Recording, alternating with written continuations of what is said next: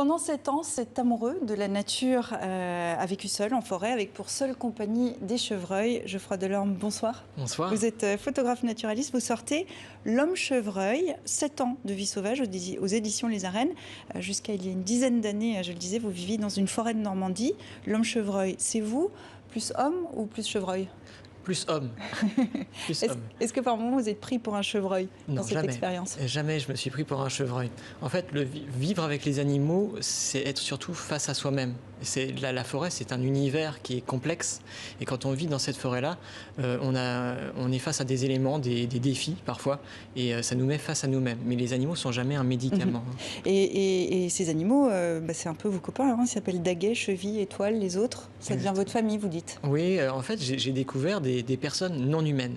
C'est pas pour autant qu'ils ont des sentiments humains. Ça reste bien des chevreuils. Hein. Si je meurs le lendemain, ils m'oublient un petit peu, voire totalement. Mais ils ont quelque chose avec une particularité, un physique, un caractère, une pensée propre à chacun. Alors votre histoire, c'est l'histoire d'un jeune homme solitaire qui ne se sent jamais aussi bien que dans la forêt, juste à côté de la maison familiale. Un jour, vous rencontrez donc un chevreuil qui est un petit peu plus curieux que les autres. Racontez-nous cette rencontre. Alors en fait, je descendais le long d'un chemin forestier et j'ai croisé un chevreuil, comme n'importe qui pourrait croiser un chevreuil. Sauf que moi, j'ai interprété le regard donc, de ce fameux chevreuil que j'ai appelé Daguet comme une invitation dans la forêt. Et on s'est croisés très régulièrement et les chevreuils s'habituent à notre présence grâce à notre odeur. Et pour eux, l'odeur, c'est un petit peu notre carte d'identité olfactive. Et à force de le croiser régulièrement, de jour comme de nuit, il a fini par se poser des questions sur ce que moi je faisais là.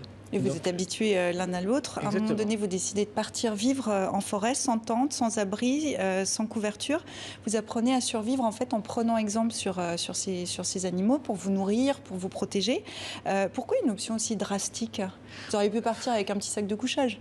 Oui, en fait, le sac de couchage, j'ai essayé par la suite, mais de toute façon, ça aurait été une mauvaise idée. Parce que l'humidité attaque le sac de couchage. Comme c'est la forêt, c'est sombre, c'est humide, donc ça sèche pas bien. La tente, c'est pareil. On va avoir l'humidité qui va se mettre à l'intérieur et le lendemain, on ne peut pas la faire sécher. Donc de toute façon, ça n'aurait pas été une bonne solution. Moi, j'ai préféré vivre par petits cycles courts, comme les chevreuils, m'abriter dans des endroits qu'on connaît bien, comme des arbres sous les houes, par exemple, ou quand il neige ou qu'il pleut, ça reste toujours quasiment sec. On a toujours, en fait, une relation particulière avec la nature. C'est une connaissance relationnelle qu'on développe pour pouvoir s'adapter à son environnement. Alors on va voir comment on fait pour survivre dans cet environnement. On pense tout de suite au héros du film Into the Wild qui mange une herbe et qui meurt en quelques heures. Comment vous avez fait pour survivre pendant ces temps? Pourquoi vous n'êtes pas mort? J'ai pas fait la même erreur que lui. C'est que lui, il était dans une écologie environnementale. Il est arrivé en conquérant, en disant voilà, je vais utiliser la nature pour vivre. Il n'a pas essayé de comprendre ni de s'adapter. Moi, cette expérience-là, je suis pas parti du jour au lendemain. Je suis parti très progressivement. Je faisais des allers-retours jusqu'à la maison familiale. Et quelquefois, je prenais une douche jusqu'au moment où j'ai arrêté d'y aller. Mais Vous êtes habitué petit à petit, c'est ça que vous me dites? On ne peut pas partir du jour au lendemain. C'est trop radical pour le corps. Le corps risque de se perdre dans cette nature et d'y mourir. Il y a des dangers quand même. Vous faites une intoxication avec de l'oseille. Oui, alors c'est un risque en fait. C'est que parfois on se dit oh c'est bon. Et puis à force d'être bon, c'est un petit peu comme si on mangeait tous les jours des tomates ou tous les jours de l'ananas. Oui. Voilà, il y a un risque d'avoir une petite intoxication. Mais on a d'autres plantes qui nous permettent de se reminéraliser juste derrière, comme l'ortie par exemple. Et comme les carottes du voisin. Exactement. Où vous allez faire quelques expéditions nocturnes. Pendant des mois, vous n'adressez plus la parole à des êtres humains. Concrètement, ça fait quoi? Ça fait rien en fait. Je suis né dans un univers humain. J'ai eu une enfance particulière où j'ai été isolé socialement, mais j'avais une famille, on va dire classique. Donc j'ai pas manqué d'amour. C'est juste qu'à un moment, voilà, j'ai été face à ce problème d'isolement social. N'étant pas allé à l'école, j'avais pas de copains, pas de copines, j'avais pas d'animaux domestiques, pas de sortie. Et c'est ça qui a fait que j'ai décidé de partir vivre en forêt. Mais la parole, on pourrait peut-être l'oublier si on passait 10 ans sans vraiment parler à personne. Mais moi, vous parliez tout seul? Non, je parlais au chevreuil, mais j'avais pas de réponse. Alors, vous le disiez, il y a un contexte familial au départ qui est un peu compliqué. Dès l'âge de 11 ans, vous vous évadez la nuit pour vous balader seul dans la forêt. Ce désir de vie sauvage est assez incompréhensible pour vos proches. Comment vous l'expliquez à l'époque et comment vous l'expliquez aujourd'hui? C'est en fait quand on n'a pas de relation sociale avec d'autres humains, on va aller se réfugier vers une amitié beaucoup plus profonde. Et cette amitié profonde, je l'ai développée avec des oiseaux, avec des renards, avec des animaux en fait qui venaient dans le jardin de la maison. Et quand j'ai grandi, on m'a demandé de vivre directement en société. Chose pour laquelle en fait on ne m'avait pas formé puisque j'étais totalement isolé et ça me faisait peur la société. Donc il y a un rejet de la société vraiment dans votre expérience quand vous partez vous installer en forêt. Il y a aussi l'idée d'échapper au système. Oui, c'était une idée de faire un break pour savoir qui j'étais, où j'en étais, ce dont j'avais besoin pour vivre. En fait, on remet tout en question et on aligne un petit peu sa conscience avec son corps jusqu'à ce que tout le monde s'adapte. Et c'est ça qui fait un petit peu la magie de cette expérience-là. Alors, cette expérience en laisse certains sceptiques, certains chercheurs, photographes, chasseurs émettent des doutes, trouvent que vous poussez le bouchon un petit peu loin dans cette proximité avec les chevreuils. Est-ce qu'il y a une part assumée de romance dans le récit, dans ce livre ? Il n'y a pas de romance. C'est juste qu'aujourd'hui, on n'est pas dans le fait... Toutes ces personnes-là, en fait, n'assument pas l'idée que les animaux ont une conscience. Et ils vivent exactement comme nous. C'est juste qu'on n'a pas le même mode de vie. Et à partir du moment où on donne une âme, d'une certaine manière, à un animal, ça froisse évidemment certains chasseurs. Je ne dis pas tous parce qu'il y en a beaucoup qui me soutiennent, mais certains chasseurs disent si on donne une âme à un chevreuil, comment on peut le tuer Les forestiers, ça les dérange par rapport à l'exploitation forestière aussi. Le forestier qui vous a donné accès au domaine lui dit peut-être qu'effectivement il y a une part un peu imaginaire ou voilà. C'est une forêt domaniale, donc je n'avais pas demandé l'autorisation à personne. Tout le monde a su que j'avais vécu dans cette forêt-là après que j'en sois sorti. Et ça n'a pas forcément plu aux dirigeants de l'Office national des forêts. Mais voilà, c'est une petite partie de ces personnes-là. Une grande majorité d'entre eux me soutiennent. Pour un certain nombre de chasseurs, c'est une manœuvre anti-chasse. Non, c'est pas vraiment une manœuvre anti-chasse puisque de toute façon, l'histoire, c'est d'accepter en fait la vie. Et moi, j'en ai pas plus contre les chasseurs que contre un loup ou contre un lynx.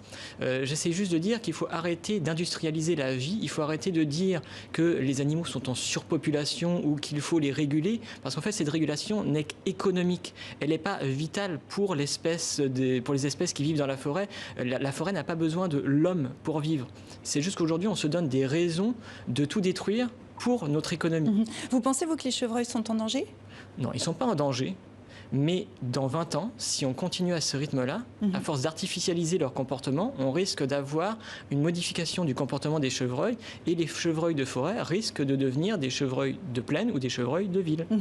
On vous reproche aussi votre penchant pour l'anthropomorphisme. Ça consiste en fait à attribuer aux animaux des réactions et des sentiments propres à l'espèce humaine. Est-ce que c'est une notion à laquelle vous adhérez ? Non.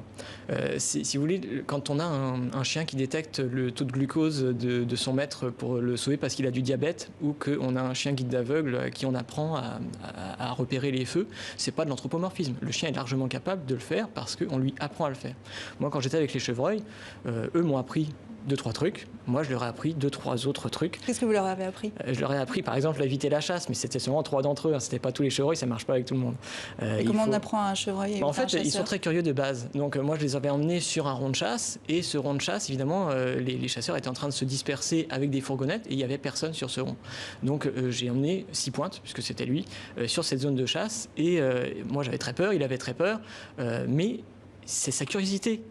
Quand on lance un chevreuil, c'est un petit peu quand on lance une hyène dans une arène. Hein. Elle va découvrir à droite à gauche tout ce qui se passe. Et lui a découvert lui-même par son univers olfactif, par sa propre peur. Et ensuite, comme on est vraiment, vraiment trouillard, on part de la zone de chasse. Et puis, je lui montre un endroit où il n'y a pas de danger. Et là, il le comprend. En toile de fond de cette expérience, on le comprend. Hein, quand on vous écoute, il y a l'écologie, un message, peut-être du militantisme.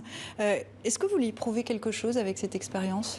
Je veux rien prouver à personne. Je veux juste qu'on arrête de faire de l'écologie punitive, qu'on arrête de dire que sans l'homme, la nature n'existerait pas.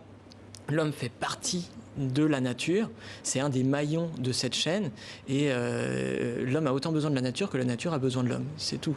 On est, comme je vous dis, face à soi-même. Je veux juste montrer comme quoi aujourd'hui notre mode de vie n'est pas du tout aligné avec la conscience écologique qu'on devrait avoir. À un moment donné, voilà, il faut la quitter, cette forêt. Comme le retour de la vie en intérieur, vous êtes rentré il y a une dizaine d'années déjà, mais il y a ce retour dans la vie en intérieur, un confinement là récemment. Vous supportez de vivre dans un appartement, dans une maison? Supporter, c'est un grand mot. Disons que c'est une nouvelle façon de s'adapter et puis on découvre un grand confort. C'est ça aussi, c'est que quand on a tout quitté, que on n'a pas forcément l'eau courante, qu'on n'a pas les radiateurs, qu'on n'a pas de moyens de transport, qu'on redécouvre tout ça, même le goût, c'est même la boîte de raviolis la plus basique qui soit, devient quelque chose de très agréable. Ça dépend en fait du point de vue dans lequel on se place. Il faut prendre les choses du bon côté.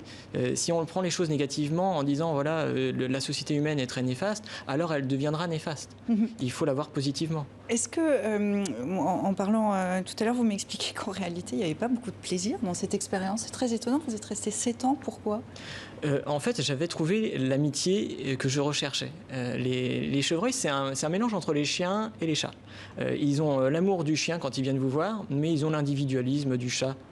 Et ils ont ce petit quelque chose, leur curiosité, qui fait que c'est le seul animal qu'on arrive à voir sous la fenêtre de notre cuisine, qui vient grignoter dans le potager, qui a une tendance à devenir un animal très commun pour les néo-urbains, pour toutes les personnes qui s'installent en lisière d'une forêt. Toutes ces personnes-là comprennent ce que j'ai vécu. Pas évidemment au point que devenir amis, mais... Quitte à retourner faire une expérience comme celle-là, ou cette fois l'amour des humains vous suffit? L'amour des humains, disons que j'aime beaucoup les animaux, j'aime bien là aussi les humains.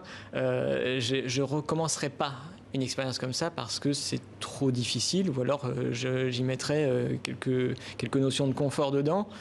Mais voilà, ce que j'ai vécu est, je pense, unique dans une vie. J'invite pourquoi pas d'autres personnes à essayer de faire pareil, mais sans déranger obligatoirement les animaux. Le but, c'est que ce soit les animaux qui nous apprivoisent et pas nous qui allons en forêt pour les apprivoiser. Et votre histoire est à lire dans votre livre. Je n'arrive pas à retrouver le titre, aidez-moi. L'homme chevreuil. L'homme chevreuil, 7 ans de vie sauvage. Merci beaucoup d'être venu nous voir, Geoffroy Delorme. À très bientôt.